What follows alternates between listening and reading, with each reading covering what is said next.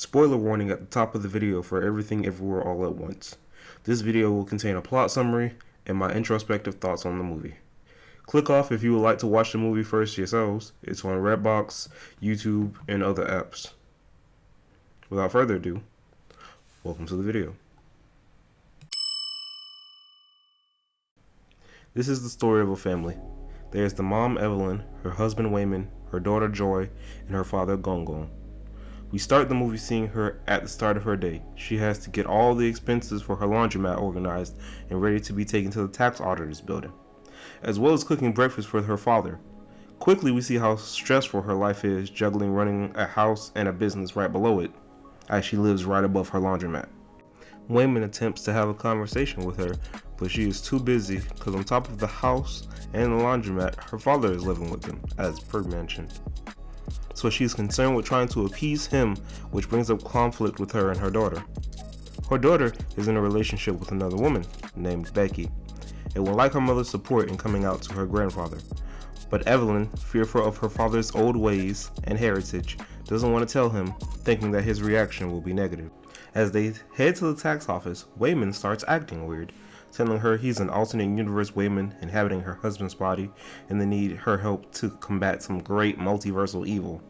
Obviously ignoring such a claim, she goes along with the tax audit, but curiosity eventually gets the best of her and she finds out he's speaking the truth. She, in her current universe, in his words, is so ordinary and unsuccessful that all her other lives have found such great acclaim in many different fields. At first, this makes her bitter, resentful to the choices she's made and how few changes could have turned her into a renowned chef or a world-known singer. One such choice was choosing to marry her husband, because as we find out later, her father disowned her for this choice and she moved and opened up a laundromat, got married, had a child, and just lives in modern day society. It's at this point where we meet the big bad, Jobu Tupaki, an alternate version of her daughter Joy that an alternate universe Evelyn pushed too far in the ability of universe jumping that her mind fractured and now she experiences. Hold on, let me get my voice right. Everything everywhere all at once.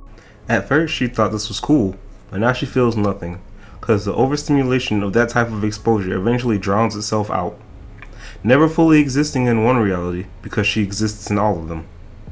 Fights ensue, and you think Evelyn passes away, but really her mind fractures just like her daughter's, and she spends a bit of time experiencing all the other lives she could have had while trying to get back to her current one. Jobu eventually finds her and shows her this project she's been working on, a black hole in the shape of a bagel that absorbs everything. She wants to walk into it and cease to exist, finding peace in the nothingness, but she doesn't want to go alone. And now that her mother's mind is fractured like hers, she thinks she has someone who joins in her nihilism view that when you know all the outcomes of your life, you see just how much better or worse it could be.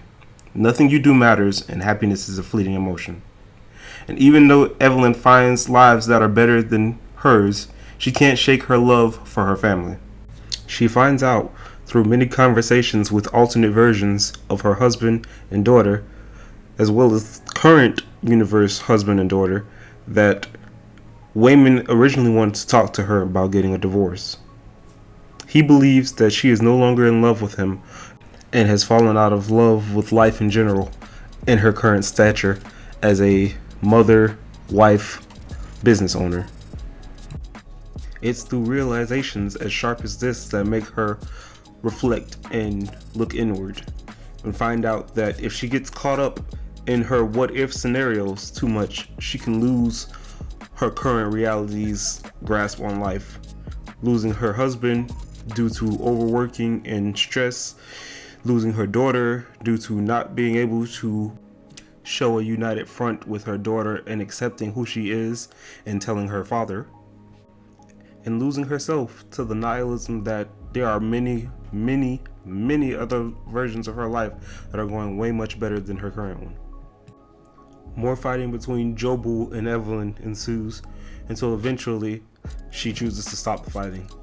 Wayman convinces her that it's just better to be nicer and treat everybody with love and respect than to always be ready for fighting.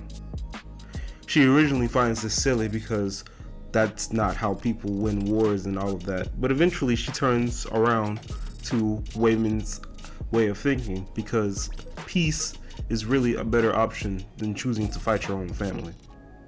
She apologizes to Jobu and explains to her that she will tell her father about her and Becky. Unsatisfied, Jobu believes that this is only a monetary fix for something that is an overarching problem with their whole entire family. So she chooses to go into the bagel by herself.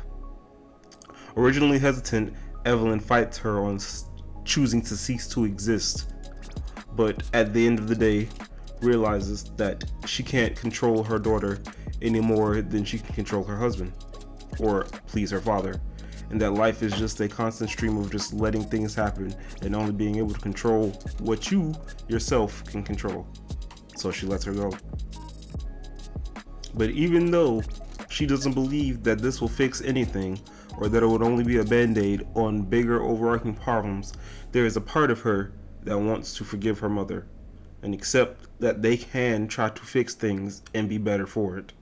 So she stops herself from walking into the bagel and chooses to try to work on their family, thus ending the movie. The movie's good. The end. Just kidding, I'm not done.